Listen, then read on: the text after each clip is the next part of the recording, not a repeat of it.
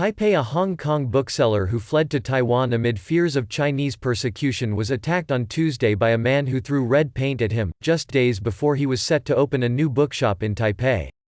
Lam Wing-Ki, who sought refuge in Taiwan last year after he was detained by Chinese agents in 2015 while working at a bookshop in Hong Kong that sold books critical of the Chinese leadership, had red paint poured over him in a Taipei cafe. The attack came days after Hong Kong police launched a surprise crackdown on pro-democracy activists. A growing number of protesters have been fleeing Chinese-ruled Hong Kong to democratic Taiwan, which has repeatedly rejected Beijing's proposals to rule the island with the one country, two systems model it uses for Hong Kong. Taiwan has also voiced its strong support for the Hong Kong protesters.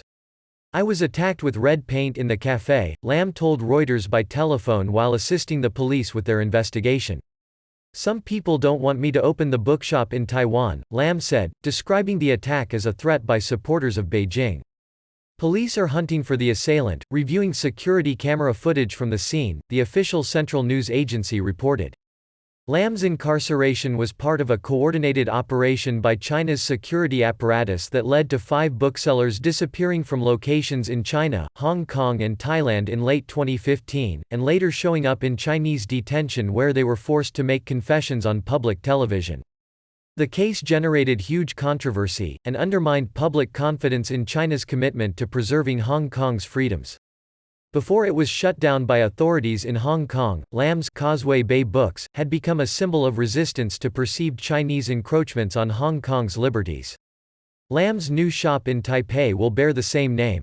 Taiwan's Mainland Affairs Council, which oversees the island's policy towards China, condemned the attack and said anyone who sought to challenge the law would be severely punished.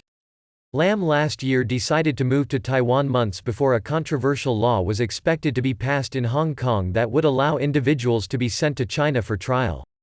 The incident on Tuesday was the latest attack on Hong Kong pro-democracy activists in Taiwan. Activists told Reuters last year they were coming under increased surveillance and harassment from pro-China media outlets and unofficial operatives.